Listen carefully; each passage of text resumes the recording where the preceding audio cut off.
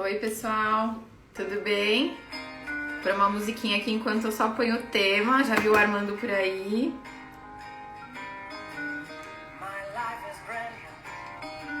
Tá dando pra vocês me ouvirem? Oi, Tati, tá dando pra ouvir? Ai, tô tentando por aqui. Faz um ok pra mim se der pra ouvir. Deixa eu pôr aqui. Cadê o Armando pra me mandar o pedido aqui pra participar? Tudo bem, gente? Tá dando pra ouvir? Tá, Tati? Obrigada.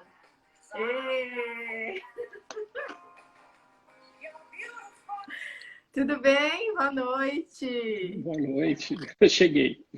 Ai, que bom, você estava Demorei, mas cheguei. ansiosa.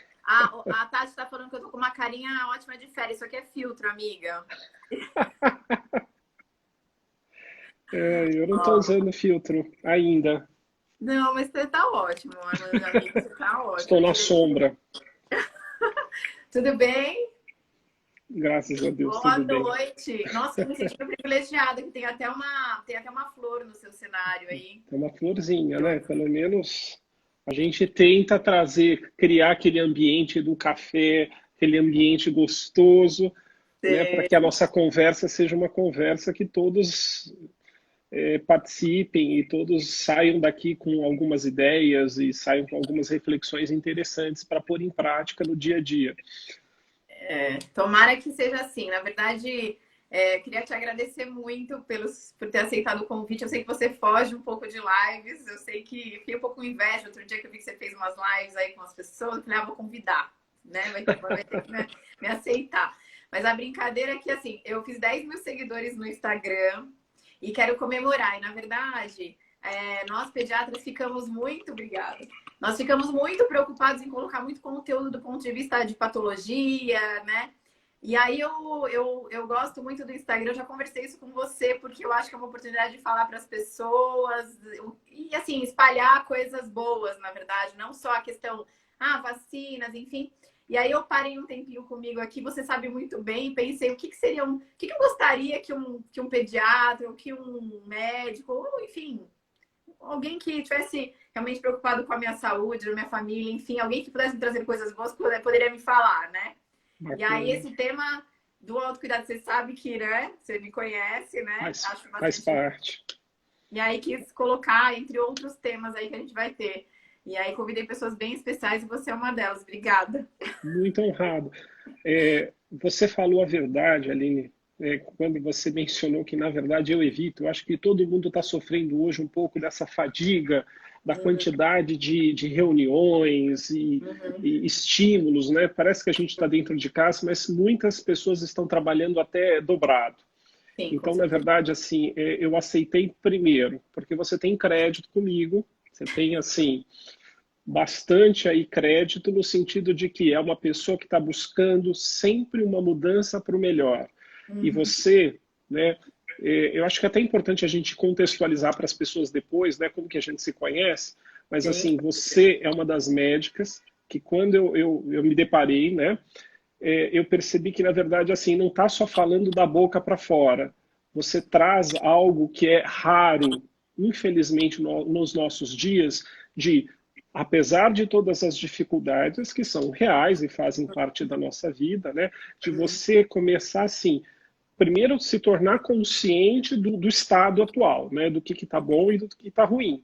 E Uhum. segundo, buscar estratégias, buscar profissionais, buscar meios para poder se dirigir às mudanças que vão ser significativas na Uhum. sua vida privada, na sua vida profissional e com certeza, sim, chegando a todos os seus parentes próximos, a todas as pessoas próximas a você. Então, assim, eu acredito em você, né, no sentido de que você só não fala. É muito bonito, a gente vê o tempo todo as pessoas falando de coisas como mindfulness e uma série de exercícios, mas às vezes a gente conhece a pessoa um pouquinho mais por dentro, né, próximo, e você vê que a pessoa não faz nada daquilo. Uhum. Então eu Uhum. tenho muito essa preocupação, né, de que a gente aproveite esse recurso da tecnologia que a gente se expõe, a gente pode falar para uma série de pessoas, mas assim, pessoas que são é, sólidas, pessoas que são consistentes. né? Aqui, nenhum de nós, né, nem eu, nem a doutora Aline, a gente não é super-herói, a gente não tem a vida totalmente resolvida e temos Pelo contrário. todas as respostas, né? Eu acho que a primeira coisa que a gente tem que se desarmar, assim, a gente não tem todas as respostas, mas a gente conhece alguns caminhos e a gente vai trombando, né, com profissionais fantásticos, porque são pessoas que, assim, aceitam a sua humanidade, aceitam as suas falhas, né, mas não se acomodam com elas. São Sim, pessoas sim. extremamente, assim, motivadas a buscar melhora para si e logo melhora para o outro. Melhor, o mundo precisa dessas pessoas que quando Ah, buscam melhora para si, né, entregam uma melhor profissional, uma melhor mãe, um melhor marido, né, para esse mundo. A gente tá escasso de pessoas. e a gente Hoje a acaba gente sendo realmente promotor disso quando você vivencia isso, né? E esse tema, assim, você conhece, acho que todo mundo, quem me conhece melhor sabe que tem tudo a ver com a minha história de vida e pessoal, após a maternidade, enfim, também. E eu acabei conhecendo o Armando. O Armando, ele é psicólogo. Olha, eu poderia falar uma hora aqui no teu currículo, né? não, por Coach, favor. palestrante, né? Ele é professor e supervisor clínico da Faculdade de Medicina da USP, tem certificação pela Harvard, então MBA pela Unifesp, assim, N comemorativo, mas enfim, conheci ele numa pós-graduação que eu fiz com a doutora Denise Leles, que quem conhece sabe que eu sou extremamente fã, porque ela é uma das pessoas, como você comentou, né, que ela tenta realmente ser promotora dessas modificações e vivencia elas muito pessoalmente, busca muito essa excelência, assim, nessa vivência dela.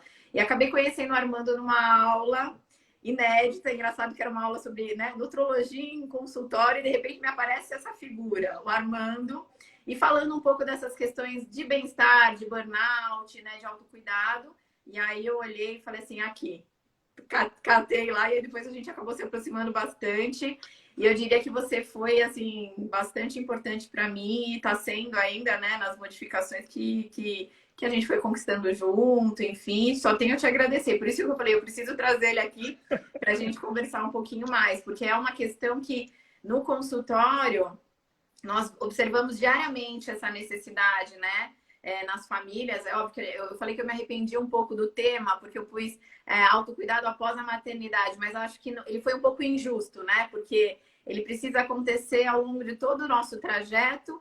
E quando a gente fala maternidade, parece que a gente está falando muito da mãe, né? Mas não é isso, né? As famílias como um todo são importantes, né?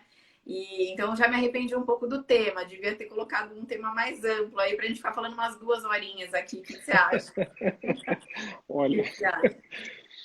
é, aproveitando também a sua deixa, né? É interessante porque na aula da pós-graduação que eu conheci a doutora Aline, né? É interessante porque eu fui assim tratar de um tema que é considerado um tema não técnico, né? Considerado um tema que fala sobre mais as competências socioemocionais, comportamentais, né?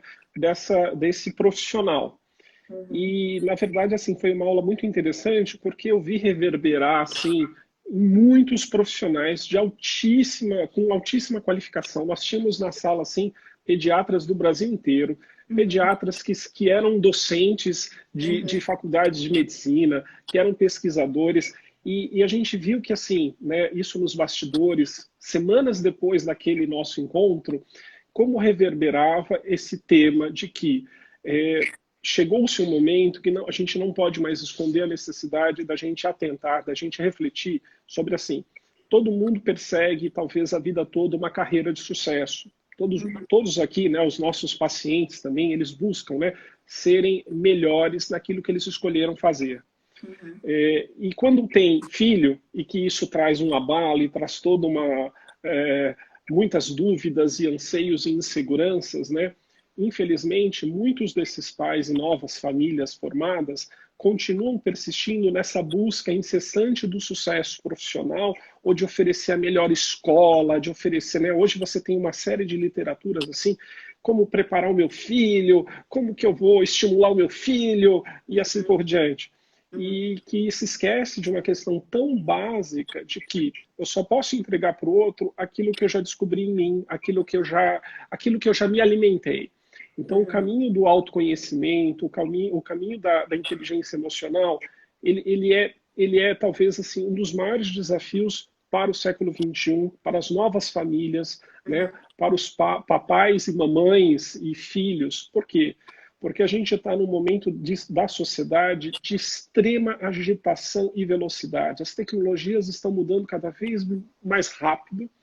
Quem diria, há um ano atrás, se a gente viveria nessa questão de aulas à distância, cursos de graduação. Esse ano eu dei tanto curso, tanta aula, né? As aulas que normalmente eu sou convidado para dar presencialmente, e tivemos que nos readequar e reaprender, né? Há um mês e pouco atrás eu tive eu tive o meu módulo no curso de pós-graduação da FMUSP, que é um módulo que eu dou há 20 anos, Aline, um módulo presencial que dura 8 horas num dia e depois tem mais dias, mas assim, o meu sofrimento em como pensar em dar 8 horas de aula atrás de uma tela, mantendo a aula interessante, motivadora, que as pessoas pudessem ter esse momento de reflexão. Quer dizer, sofri bastante. É uma aula que eu dou com muita segurança, mas eu te digo que pela primeira vez, assim, saí da zona de conforto, porque tive que me reinventar, tive que descobrir como usar esses meios digitais para que a gente pudesse falar de coisas muito essenciais, coisas muito, né, internas.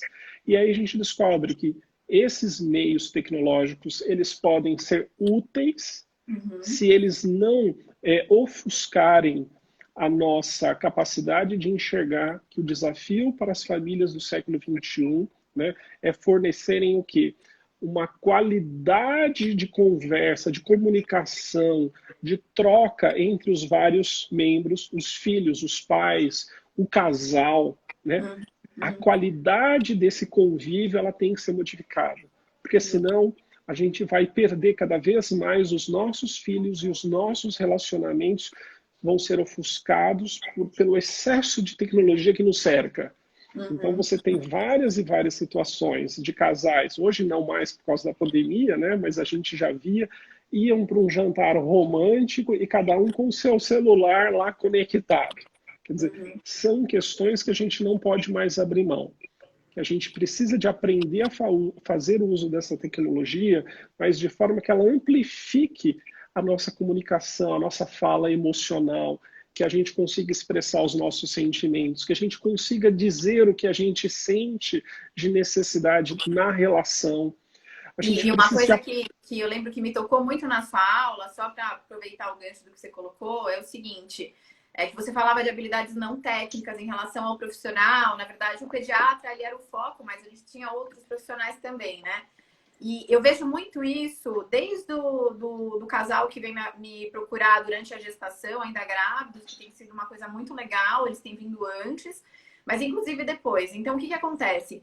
As pessoas muito preocupadas em saber sobre a minha formação, sobre as questões técnicas, e peso, e vacinas, e exames, enfim.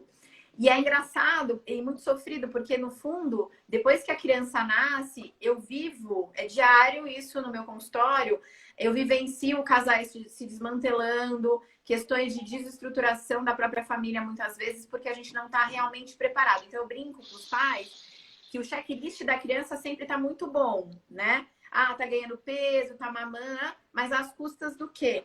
E aí é interessante porque eu me sentia muito desamparada para poder atender essa demanda também, porque eu não me sentia pronta, eu não conseguia lidar com não tinha essas habilidades e ainda preciso melhorar muito, né? Mas como a gente pensa na questão da saúde como alguma coisa muito biológica, do ponto de vista de patologia ou não patologia, né? E como a gente não se preocupa com essas outras habilidades, inclusive dentro do próprio casal, enfim, né? Como a gente precisa levantar essa chama novamente, né? Dessa importância dessa comunicação de qualidade, enfim, né? Como isso é importante, né?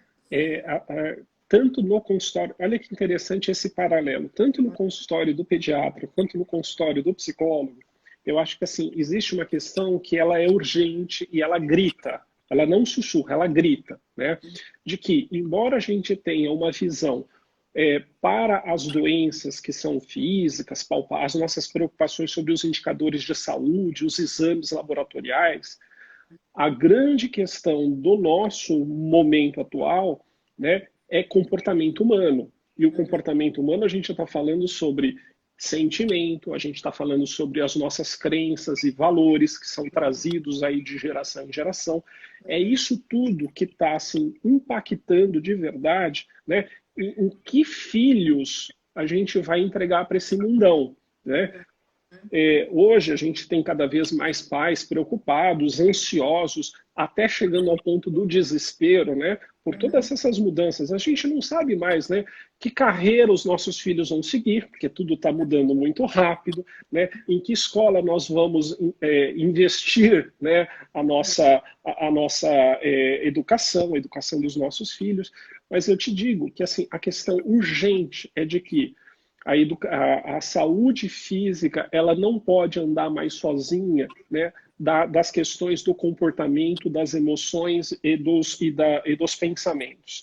Então, seja no consultório do pediatra, que vai ver a questão mais palpável e gritante, chega no consultório da saúde mental, sejam psicólogos, sejam psiquiatras infantis, é urgente que a gente se sensibilize de que o maior desafio para todos nós é como abraçar a tecnologia, mas sem se desconectar das necessidades humanas mais básicas, de que é ter uma conversa, ter uma comunicação olho no olho. O que tem de casal, Aline, nos consultórios e agora à distância, né, nessa modalidade à distância, por exemplo, um dos fenômenos que eu nem poderia imaginar, casais que por uma questão de pandemia foram forçados a fazer o home office e começa a se questionar a questão da continuidade ou não do relacionamento. Porque aquele convívio que da noite para o dia se tornou massivo, né?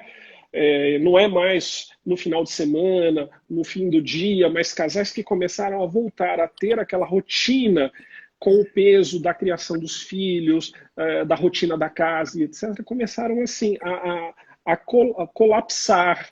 Por quê? Porque se perdeu o básico de que é saber manter um canal de comunicação aberto, e esse canal não é só daquilo que está faltando. Eu escuto muitas mães e muitos pais, muitas mulheres e muitos homens aqui falando: Armando, a minha vida, aquela vida que eu sonhei, virou rotina. Então a rotina é assim, o que está faltando, o que precisa de compras no supermercado, o que está faltando para casa, mas assim, cadê o afeto, né? Cadê a vontade de poder sentar e assistir um filme juntos, de jogar um jogo juntos, né? De sonharem um pouco sobre assim, o que vamos fazer depois da pandemia. Infelizmente, como cada um está na sua tela particular e privada, acessando um universo paralelo, a gente vê muitos e muitos casos de pessoas sob o mesmo teto, mas totalmente distanciadas. Na quinta-feira eu vou fazer uma live comemorativa com uma colega, a Tatiana. Eu acho que ela deve estar por aí. Ela é ginecologista e obstetra, trabalha muito com medicina de estilo de vida. Acho que é uma pessoa até que, se bobear, você deve conhecer. E a gente estava conversando um pouco sobre isso, sobre essa questão do afeto, né? Como a gente constrói isso e como a gente perde isso, né? Então, por exemplo, casais que estão sob o mesmo teto, mas que eles estão sobrecarregados com os afazeres, seja porque estão planejando um filho, estão numa gestação, estão dando conta da pandemia, e simplesmente não trocam um abraço, não sentam junto no sofá para assistir uma televisão, e aí você perde o contato mesmo, né? Passa a não haver uma conexão, que ela não é simplesmente marcar um jantar, não, vamos marcar para a gente jantar junto, ou vamos desligar. É uma coisa que quando você se conecta, você não sente mais aquela proximidade. Isso está sendo muito comum, né? Como a gente comentou esse episódio de, apesar de você estar dentro do mesmo espaço, no home office, enfim, como a gente não está se conectando dentro de um mesmo ambiente, né? Impressionante, né? Como isso acontece mesmo. E Aline, às vezes a gente vê a história de casais que eram casais extremamente assim, pessoas leves, bem-humoradas, divertidas, e que depois que tem o primeiro filho, ficam assim, extremamente severos, extremamente áridos, porque aquela neurose, aquela preocupação de que tem que atender o tempo todo as necessidades do filho, e isso, infelizmente, vai desgastando e vai consumindo essa química inexplicável da relação. Né? É muito importante que a gente fale para o seu público, né? Que eu imagino que é esse público de mães e pais ou de pessoas que envolvam, né, as questões da família, de que é importante a gente não desistir e a gente não deixar de lado de que o romance, né, o brilho nos olhos, de você reconhecer o que fez um dia você olhar para aquele seu parceiro e parceira de uma forma diferente, né? Apesar de todo o trabalho árduo de manter a casa em pé. Eu não estou negando que o trabalho é árduo, eu não estou negando que as dificuldades são imensas, que filhos pequenos, por exemplo, pegando aqui a questão da pediatria, filhos pequenos vão trazer uma série de desafios. Eu te digo que antes de ter filhos, eu nem sequer podia imaginar. Eu acho que poucas são as pessoas que conseguem imaginar os desafios que vão ser lançados, né? Desafios de todos os níveis, né? Preocupações concretas, plausíveis, fantasias, preocupações com o futuro, né? E agora nós todos submersos na pandemia, quer dizer, uma coisa que ninguém tinha resposta, ninguém de nós viveu, né? Trancafiados, assim, aprisionados por um tempo tão extenso como esse. Eu ainda hoje, quando saio à rua de máscara, eu te digo que assim não caiu a ficha, né? Eu ainda não vejo como normalidade, a nova normalidade é uma coisa que é de extremo incômodo de perceber como rapidamente as nossas vidas mudam. E se isso acontece por causa de um vírus, imagina essas mudanças decorrentes, né, de um distanciamento emocional do casal, né? Eu digo que assim, o casal ele fica muitas vezes focado, isso a gente conversou uma vez, fica focado nas necessidades mais orgânicas das crianças, né? Das doenças infantis, da nutrição infantil, de todo esse desenvolvimento, e esquece que assim existe uma outra forma de alimento para essas crianças, que é a saúde afetiva daquele pai e daquela mãe. Né? Isso a gente não vai conseguir tomar um suplemento, isso a gente não vai conseguir tomar uma vacina, ainda não existe, nem existirá. Né? Mas a ideia de que assim, não é que a gente quer casais perfeitos, a gente não espera isso, isso pode ser até doentio, mas a gente quer casais que, tendo os seus problemas, consigam sentar para elaborar, para falar o que está faltando, olhar caminhos alternativos para se tentar lidar com faltas, com falhas, né? A gente precisa, e eu digo que ainda hoje, isso desde a minha formação, eu vejo que ainda hoje a cultura, né, das mulheres, a cultura feminina, ela é muito mais aberta a poder sentar e falar assim, puxa, realmente eu acho que eu não estou sendo legal nesse aspecto. Mas a cultura masculina ainda hoje é resistente, é avessa a essa ideia de que ele precisa também de baixar a guarda, né? Ele não precisa ser senhor de nada, ele não precisa ser o dono da verdade. Mas isso é uma cobrança da sociedade que tem mesmo modificado, tem se permitido que o homem também seja mais... Baixa a bola. É isso, né? Aí eu acho que a gente está evoluindo. Respira. Isso. Tanto que eu acabei de ler algumas semanas atrás, né, a gente fala muito de mindfulness, que são algumas práticas de meditação, né, de atenção plena, que envolvem a observação da respiração, das sensações corporais, e uma coisa que eu achei assim, muito bacana, se usa para pacientes com transtornos de ansiedade, de depressão, se usa hoje nos escritórios, né, mas assim, casais e famílias que começam a trazer o mindfulness como uma prática coletiva. Então, assim, o pai, a mãe, chama o filho, né, a criança pequena, e você tem uma série de adaptações para ter aquele momento desconectado das tecnologias. Então, a gente deixa um pouquinho de lado, desliga lá o Netflix, desliga lá todos esses estímulos, e assim, vamos parar um pouquinho, seja para observar uma flor, a gente teve algumas semanas, alguns meses atrás, uns céus super vermelhos com tons. Sem poluição. Quem viu aqui, escreve aí, aquele céu assim, que eu falava assim, nossa, pandemia, com esse céu, eu não estou acreditando, tomara que seja uma coisa boa. Exatamente. Então, por exemplo, um exercício de mindfulness, leva o teu filho, chama a tua esposa, são alguns minutinhos, vai olhar o pôr do sol, vai olhar essas colorações, né? É isso. Quando a gente fala de desconectar da tecnologia para a gente poder se redescobrir e se reencontrar. A gente está perdido nesse teto agora de pandemia, né? A gente precisa de se reencontrar e buscar novos caminhos. O caminho, às vezes, é esse. Então, é uma lua, é uma estrela que você vê. Chama o teu filho, chama a tua esposa. Você, esposa, né, mulher, chama o teu marido, tira ele da televisão.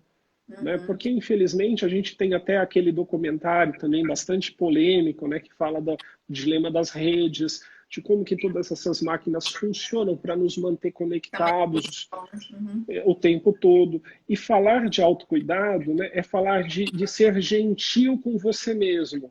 Seja gentil com você. Não é nenhuma técnica maluca que você vai precisar de muitos recursos. Seja gentil com você mesmo e se auto-observe nas suas necessidades. Você está com necessidade de movimento?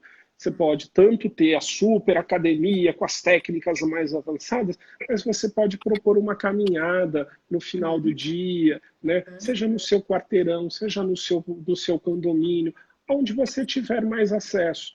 Mas o básico, porque infelizmente eu vou falar tudo aqui, tudo bem, Aline? Sim, por favor. Posso falar tudo? Eu quero que as pessoas que nos acompanhem. Infelizmente, eu tenho visto esse tema autocuidado também sendo levado ao extremo. Então, você tem também algumas pessoas que se tornam, assim, os campeões olímpicos do autocuidado. E aí, o burnout pelo autocuidado, né? Como que a gente consegue pegar uma ideia tão bacana, uma ideia tão singela, que eu posso traduzir como amor próprio, eu posso traduzir como bem-querer, eu posso traduzir como autoestima. Tudo isso está nesse pacote do autocuidado. E eu não preciso competir. Não é para a gente começar a falar, olha, eu tenho autocuidado, eu corri 20 quilômetros hoje, e você? E aí as pessoas colocam lá o reloginho para mostrar. Para ver quantos passos você deu. Quantos passos. E agora eu vou meditar 3 horas. Isso. E agora eu fiz a comida super especial, fit mais. E uma coisa que você comentou, você comentou do mindfulness, mas o que eu ia te falar é que muitas vezes, óbvio, isso está muito em voga até pela própria necessidade que nós como sociedade estamos tendo. Mas às vezes não vai fazer sentido para você esse tipo de prática, né? Faz sentido outras coisas, com certeza. Só a gente mesmo para entender o que faz sentido pra gente nesse sentido, né? Sabe? Uma brincadeira que eu faço com os pais tem sido muito interessante fazer essa provocação. Porque quando eles vão no consultório para fazer a consulta de gestante, eu deixo eles falarem e eu falo, ó, perca 1h30 aqui que eu falo pra caramba, você sabe, né, mano? E aí, no final, eu tenho convidado eles a fazer um exercício, eu falo que é uma lição de casa. Que eu peço para que eles façam uma lista e veja o que você acha disso. Eu sempre peço para eles fazerem uma lista de coisas, então eles sozinhos, né? E eu peço para eles pegarem um caderninho e escreverem coisas que eles gostam de fazer juntos, um com o outro. Aí depois eu peço para eles escreverem numa outra folha o que eles gostam de fazer sem o outro.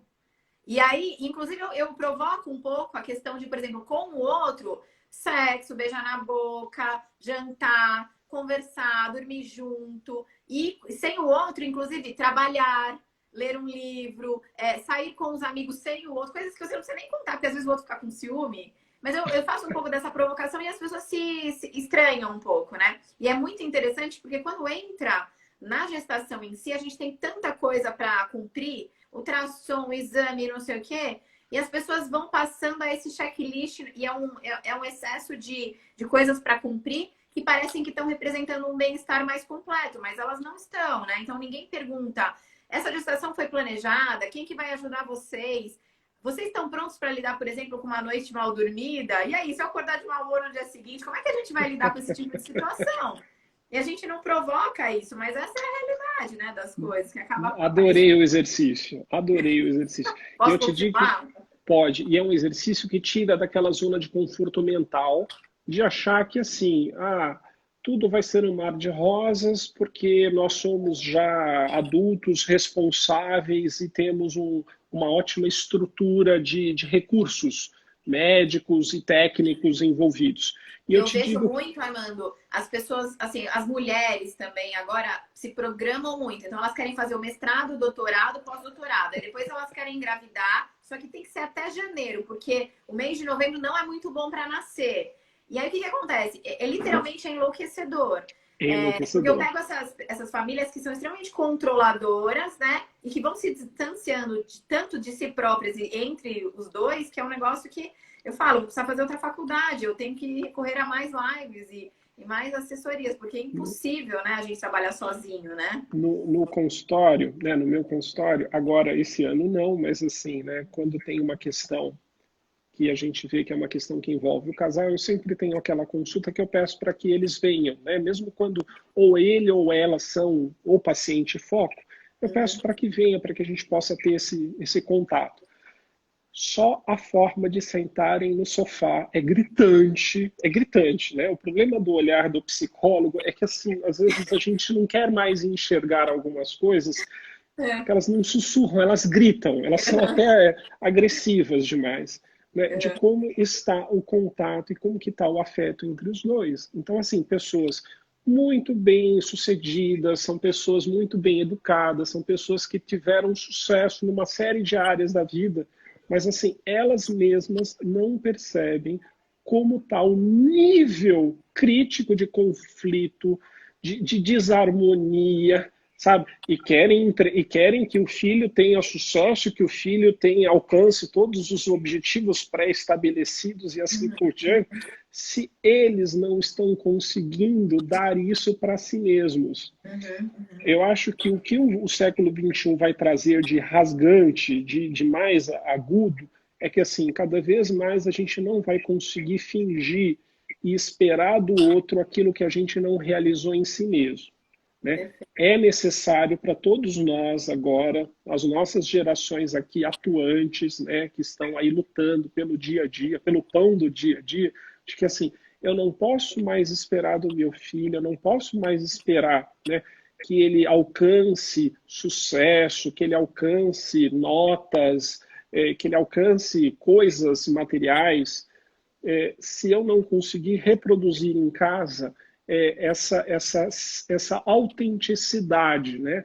Os pais precisam de viver uma autenticidade para poder propiciar ao filho um ambiente que favoreça a dita inteligência emocional. E a Não, vivência, né? É ver acontecer, porque as crianças são o que elas enxergam mesmo, né? elas É a são vivência, é isso. e não é da boca para fora.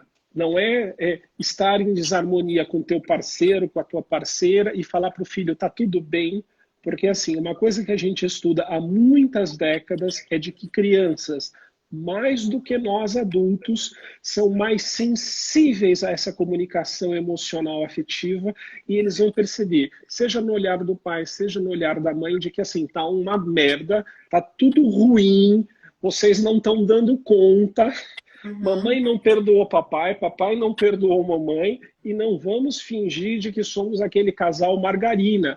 A publicidade da margarina hoje não faria sucesso. Exato. A gente precisa de autenticidade. A gente Sim. precisa assim. E eu não estou dizendo que as pessoas vão ser sempre pessoas sem problemas. Ai, papai e mamãe não têm problemas. Não. Isso daí também não se contém, não se mantém mais. A ideia é de entendermos, nós adultos, de que os problemas eles fazem parte de qualquer vida em comum, de qualquer vida a dois. Pessoas solteiras e sozinhas têm problemas, quem dirá quando eles vão se associar a mais alguém, vão se casar. Em nome do amor, a gente traz culturalmente uma ideia muito complicada, que é a ideia do amor romântico. Sim, No sim. consultório, a gente vê que isso assim é disseminado e faz parte de qualquer casal ocidental, pelo menos, né? A ideia de que eu encontrei a minha alma gêmea e Isso é suficiente, vice-versa, isso basta. e isso é suficiente, eu não tenho mais por que reclamar. Eu tenho que agradecer. E a gente vê que assim, isso está caindo por terra, porque com todas as mudanças, nos nossos trabalhos, nas nossas expectativas de vida, no nosso dia a dia, a gente precisa a gente não pode parar de crescer quando casa, Aline. A gente precisa de continuar fazendo aquele árduo trabalho pessoal de que o casamento ele não pode ser um fechamento. O casamento ele tem que ser um caminhar a dois, onde cada um desses elementos continue na sua lição de casa, de vida, tá? Trabalhando Diariamente. trabalhando para se tornar um serzinho um pouquinho melhor, dentro daquilo que você encontra como valores, propósitos, aquilo que te mobiliza, que faz o seu coração bater mais forte, faz os seus olhos brilharem, mas assim, a gente não pode se desconectar de que cada um carrega em si propósitos, sonhos, e que isso, o casamento, ele não é um fim, mas ele é só uma modificação, porque a gente vai continuar perseguindo esses objetivos, dividindo essa vida, compartilhando essa vida com mais alguém. Então, a história do amor romântico, a história do amor romântico também eu acho que atrapalha a ideia do autocuidado, porque também tem aquela ideia de que eu quero que o outro cuide de mim. E às vezes a gente vê isso muito mal programado na história dos casais. Sim, E sim. sobra na nossa cultura para vocês, mulheres. Tem mulher aqui nos assistindo? Dá uma curtida aí. Vou Eu falar... desativei os comentários. Não vai ter. Não, para te ver, eu queria te ver aqui, porque senão eu não consigo. Mas tem mulheres, Tá. tem bastante mulher. Tem mulher aí, vamos curtir aí, que eu vou falar, olha. A mulher, na nossa sociedade, na nossa cultura, infelizmente, carrega esse peso dobrado, esse peso mais impactante de que, além de ter pouco tempo para se autocuidar, existe uma expectativa cultural de que ela seja provedora de cuidado para todos os outros. Para o marido, para o filho, para a filha, para os pais, para os avós, para os vizinhos, para o cachorro, para o gato, para o papagaio.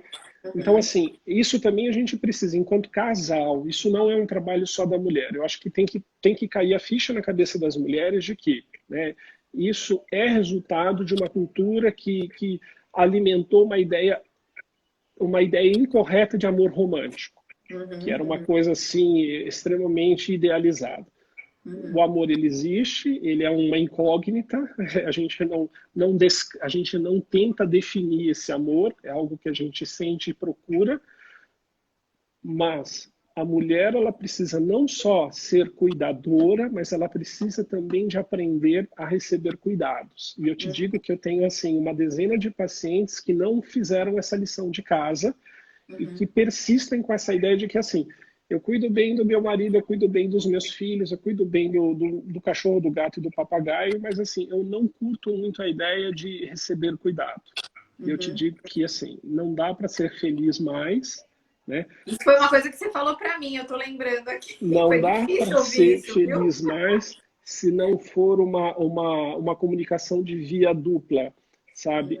Eu quero a esposa, eu quero a amante, eu quero a amiga que consiga, assim, cuidar de mim e falar, puxa, você está cansado, dá uma parada, toma uma água, vai tomar um banho, isso é legal, mas que ela consiga também receber esse cuidado, do tipo assim, Aline, menos live, Aline, tá bom, 10K, parabéns, você já moveu uma montanha já, mas assim, você está tendo tempo para você repousar, você está conseguindo dar uma relaxada, ou está muito difícil? Vamos dar coraçãozinho aí, porque a Aline chegou nos 10 mil e essa live aqui tem também esse foco aí, a gente comemorar.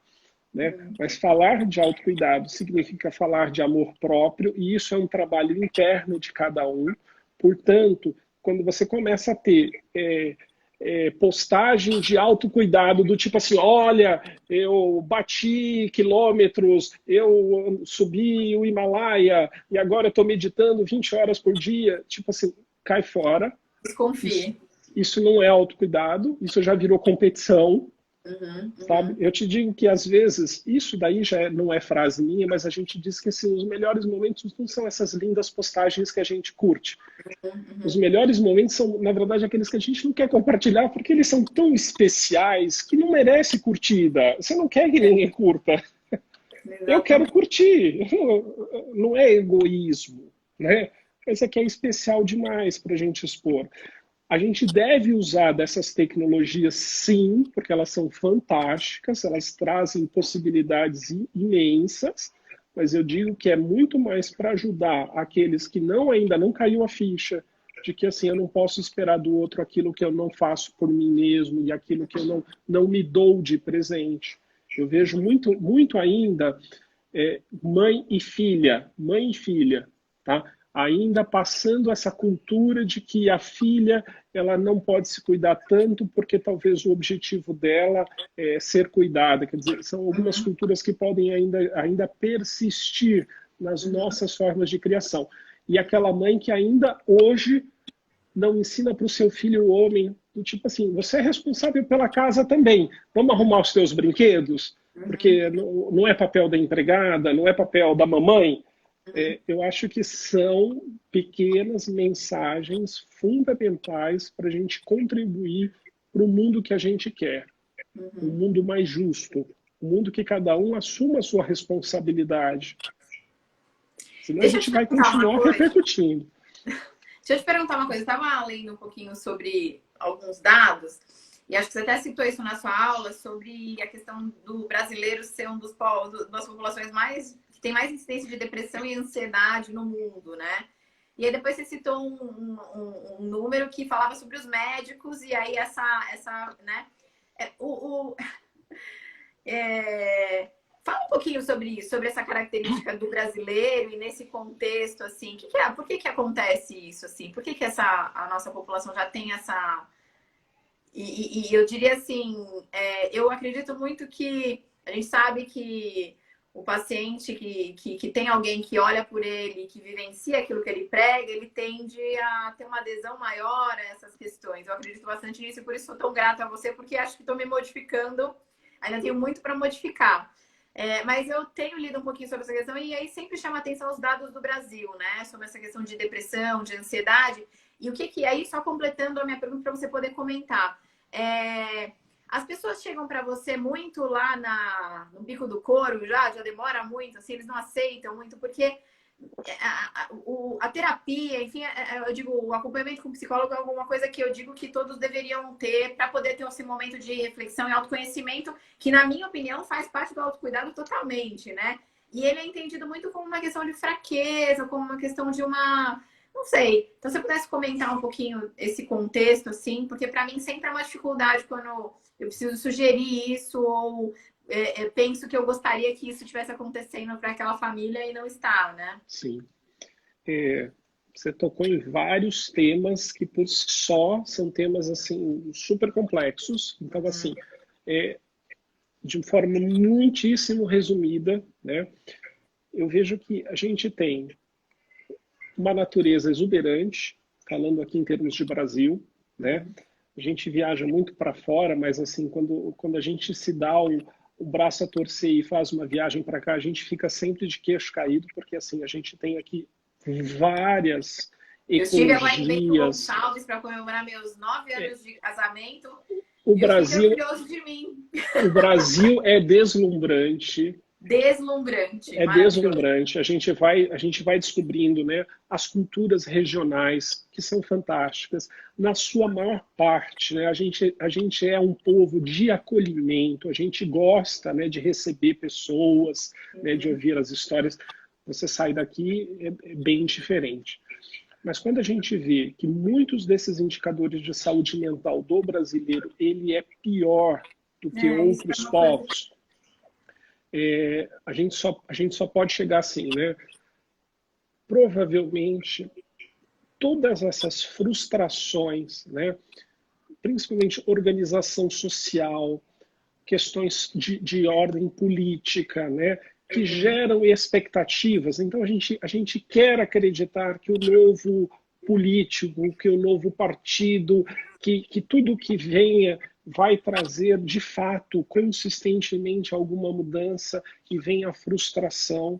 E a gente tem cada vez menos, né, tido acesso por questão de alta violência urbana. Então, por exemplo, né, uma coisa que eu vi isso fora.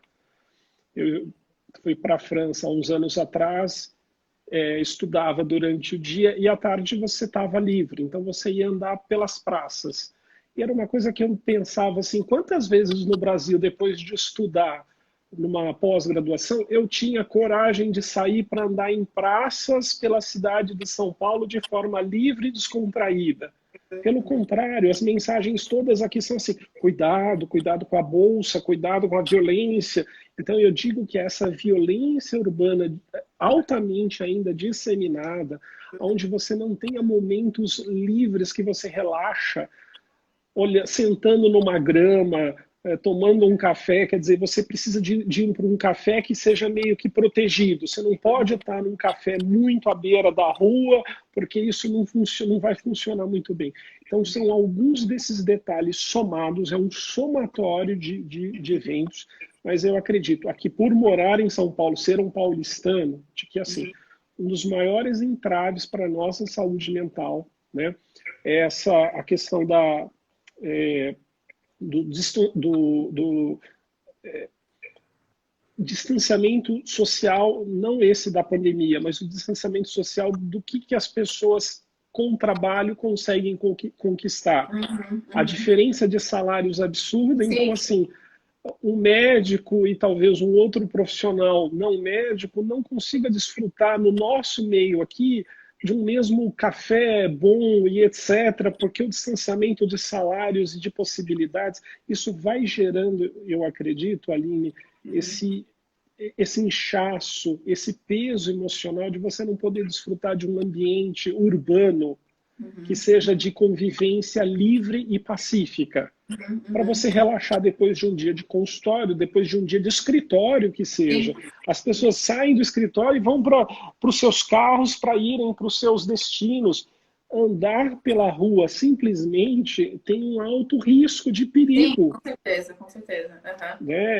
Então, quando eu li os primeiros relatórios que faziam essa comparação, um dos pontos, não é o único, é de que a nossa sociedade ainda tem uma dívida imensa de desigualdade social, é isso que eu queria me lembrar.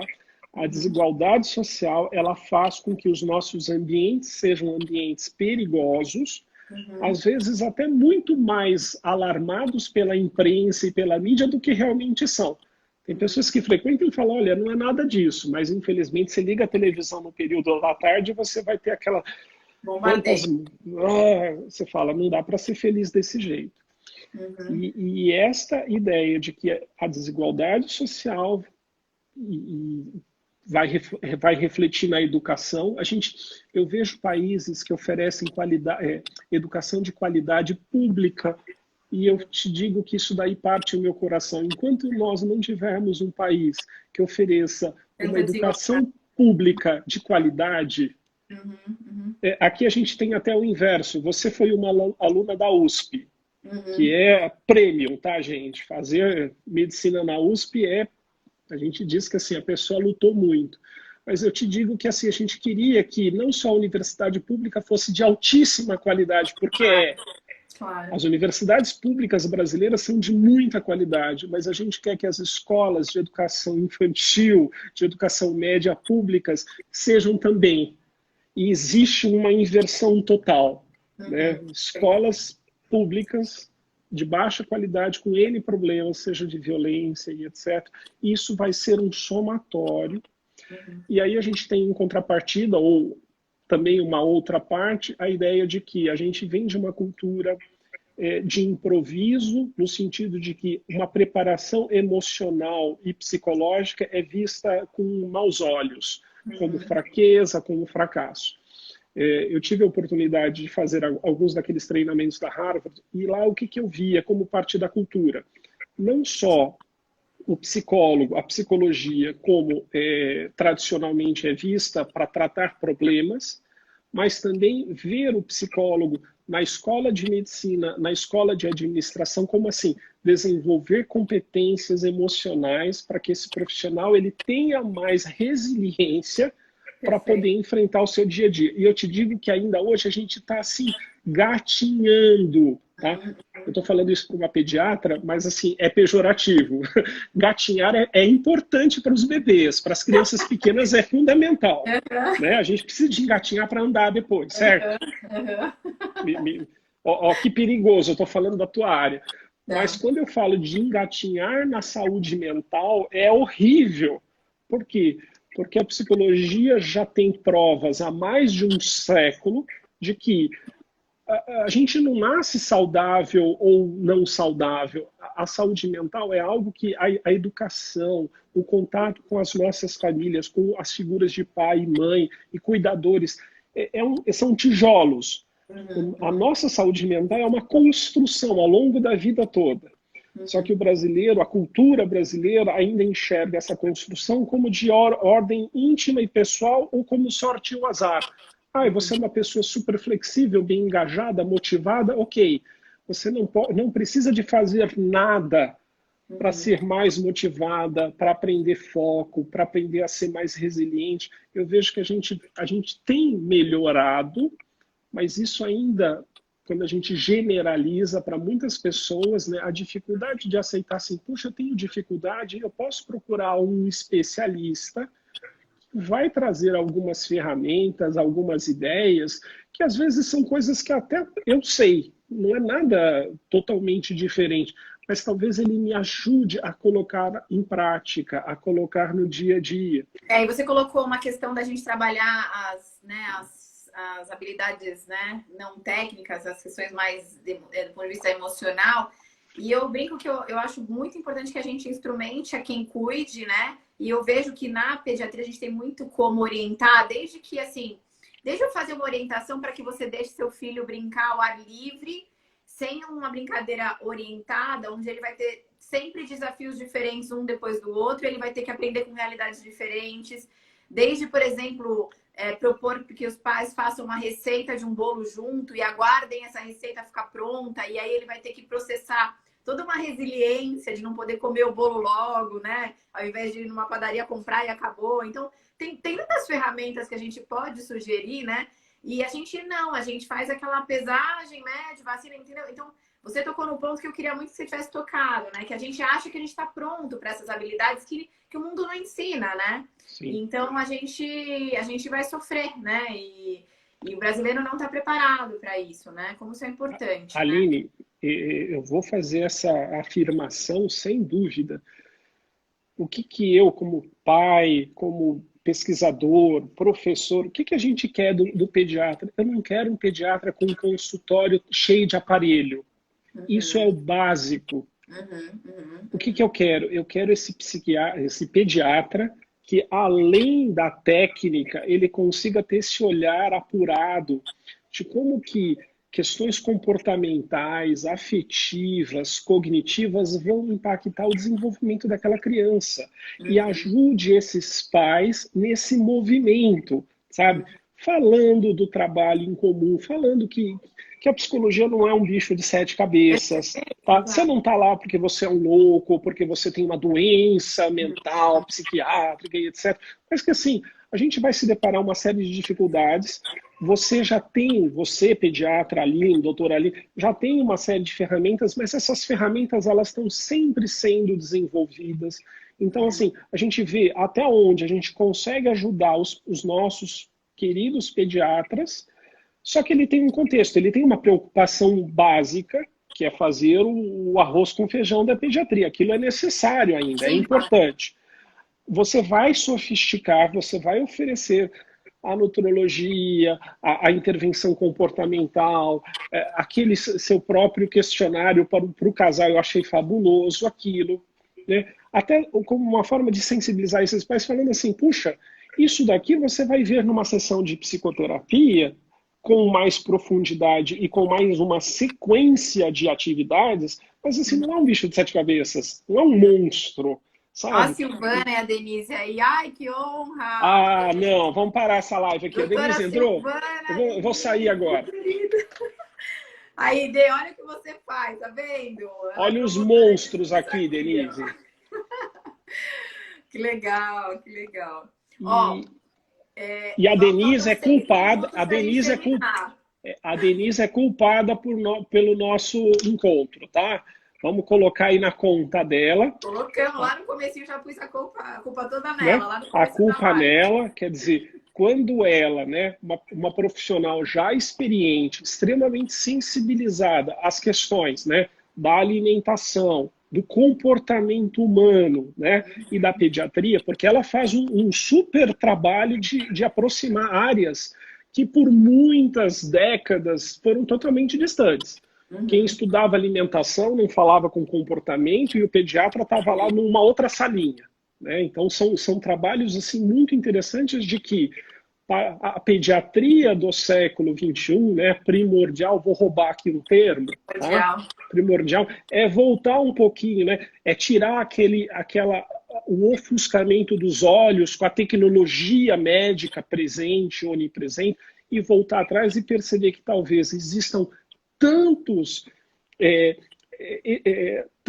tantas estratégias e tantas possibilidades de quando você está presente com o seu paciente, que não é a criança. Eu acho que o maior erro da pediatria é acreditar que o seu paciente é a criança. Exato. O pediatra muitas vezes é o médico da família, é o médico que vai falar assim, puxa, mamãe, o seu filho não come bem? Tipo assim, entendi. Vamos entender um pouquinho melhor isso aí. Vamos entender, né? Que expectativas e que anseios e que culpas e que angústias são essas, né? E eu te digo que eu fico feliz ao ter conhecido vocês, pediatras, porque eu acredito de fato que é uma das especialidades médicas que pode falar da saúde mental sem muitas vezes criar aquele pânico, aquele pavor. Então, se você, né, com essa sensibilidade, com esse jeito do bom pediatra, vamos falar aqui do bom pediatra, é aquele que não se ofusca pela tecnologia, ele usa bem, ele usa de uma forma saudável a tecnologia, mas ele está olhando que o desenvolvimento comportamental, emocional, cognitivo, está além da tecnologia, está além do que a tecnologia médica pode oferecer. E que ouvir aquela mãe e as suas angústias, trazer o pai para a consulta do pediatra, que geralmente, tradicionalmente, era alguém que foge, porque pediatra é coisa da mãe. Né? É coisa da mãe, né? Você já levou, é coisa da avó, é coisa da mãe. Trazer, convidar esse pai para interagir, para conhecer, olha, eu sou a pediatra e você tem preocupações também. E instigar um pouco essas questões que a gente falou sobre a live toda, que muitas vezes elas nem aparecem como uma questão de importância, porque eles se surpreendem quando você questiona esse tipo de questão, de como é que estão, né? E lembrar que aquela família, ela vem embutida de toda uma questão de cultura, de vivências, né? Que são individuais, né? E que elas são sempre individuais. Sobre o bem-estar da criança, que é o nosso foco, mas ela está envolvida em tudo isso, né? E eu aprendi, ao tomar contato com vocês, né, daquele nosso curso, por culpa da doutora Denise Leles, tá? Por culpa dela, né, tive contato. Eu te digo, Aline, que assim, eu faço há 20 anos uma ponte da psicologia com a medicina. Mas eu não tinha tido ainda a oportunidade de ter contato com pediatras. Então eu estava muito circunscrito a cardiologistas, a neurocirurgiões, a cirurgiões, a outras especialidades, médicos de adulto, que viam que chega num determinado momento que as questões emocionais elas são gritantes. A gente se perdida lá no meio dos cardiologistas, no meio dos... Né? E essa ponte eu enxerguei. Naquele dia foi um dia especial para muitos de vocês e para mim também, porque é como se fosse um encontro cósmico, no sentido de que, assim, puxa vida, talvez essas são pessoas que podem levar aquilo que eu tenho tanto carinho e que eu me dedico por tanto tempo, né?